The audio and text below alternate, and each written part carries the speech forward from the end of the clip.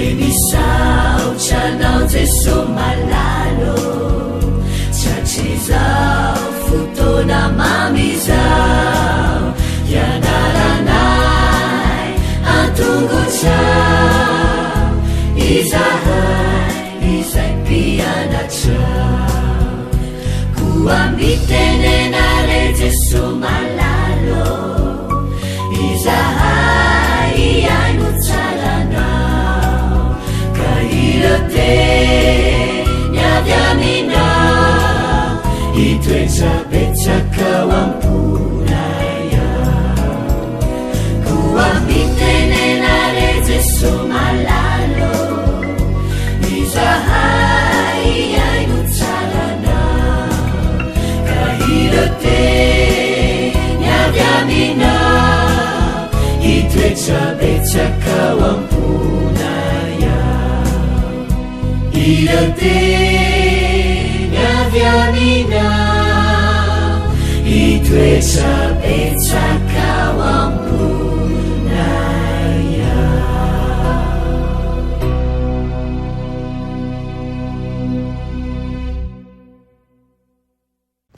faly miarabantsika tsirairay avy indray tonga eto amin'ny famodirana ny lesona vaovao indray isika amin'ity anio ity soandriamanitra isika fa mbola nome ny heriny mandrakariva afahantsika mandray ny fahasoavana hatrany tonga eto fampidirany lesona faharoambifolo isika nefa mialohan'izany dia vavakisika nay tsaranjezan-danitro mbola velompisaoranao zay nany amin'ny fitantananao anay misaotra anao izay satria vokianao zavatsoa dia niteninao ka raha hiatrika ny herinandro vaovao izay dia okenao tompo no aminay ary anazava sy anome zavatsoa anay mandrakariva tonga anay ho amin'ny fahamasinana hatrany aminaran'i Jesosy amen. Lohateny lesona antsika dia manao hoe fotoana ahalalana ny marina momba ny andro farany. Ny tsy anjery dia ny amin'ny fidininy iray amin'ny apokalipsy 7:12 sy ny 14 isika. Ady ara-potokevitra nafana avay manko ilay hoe guerre de sécession tany États-Unis izy io. Ny fanoheran'ny avaratra ny fanandevozana dia ny fandona tamin'ny fahavononan'ny atsy miaro ny toe-karena izay niankina tamin'ny fambolena. Teo no niandoha ilay ady nangotraka tamin'ny taona 1929 izay naharitra 7 taona. Samy mijoro tamin'ny fotokevitra lalina ninony avy izy ireo ka tsy ady ara-batana ihany no ny fandonany fa mahakasika an'ireo fototra iorenan'ny Amerika mihitsy azy.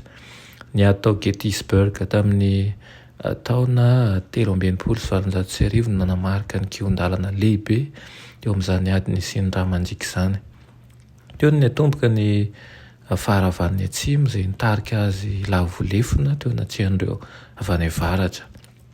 Koa satria miatombotra ny fiafaran'ny andro ny tany. Ny faminanian'ny baiboly dia maneho fiavahana izay mihamazava hatrany eo amin'ireo hery mifanandrana. Ny andaniny mirona amin'ny fitsipiky ny tsy fitiavan-tena, ny fomban'Andriamanitra izay manome antoky ny fahafahana sy ny fitiavana. Ny ankilany kosa tsy miala amin'ny fotokevitra miorina amin'ny fitiavan-tena ka mitarika amin'ny fanandevozan'ny ota. Tsy ho ela dia tsy maintsy hisafidy izay hiandaniany ny olona rehetra. Amin'ny farany dia hampiasa amin'ny paikady rehetra Satana amin'ny tahanany olombelona faraparany ka hitaona azy ireo hanenjika ireo olombitsy mahatoky amin'Andriamanitra. Io ny kion-dalana lehibe fiandohan'ny farany. Mandritra an'izany fotoana izany rehefa toa voafehin'ny Satana amin'ny planeta iray manontolo dia avadika Andriamanitra ny toe-javatra.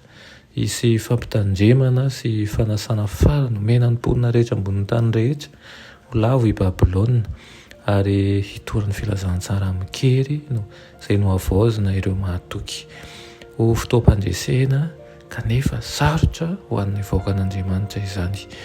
Dia amin'ity herinandro ity isika dia andinika mahakasika an'io fifandrinana farany io, mahakasika ny fampitandremana farany ihany koa ary indrindra mahakasika an'ireo izay mahatoky hatramin'ny farany.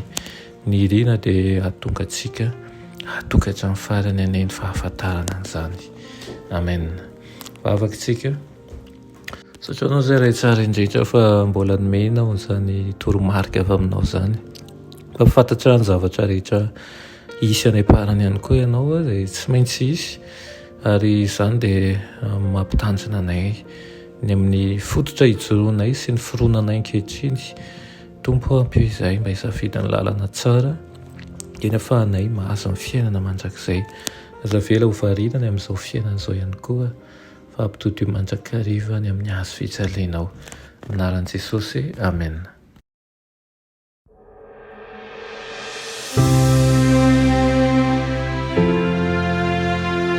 Mianatra eo an-tongotry Jesosy isan'andro.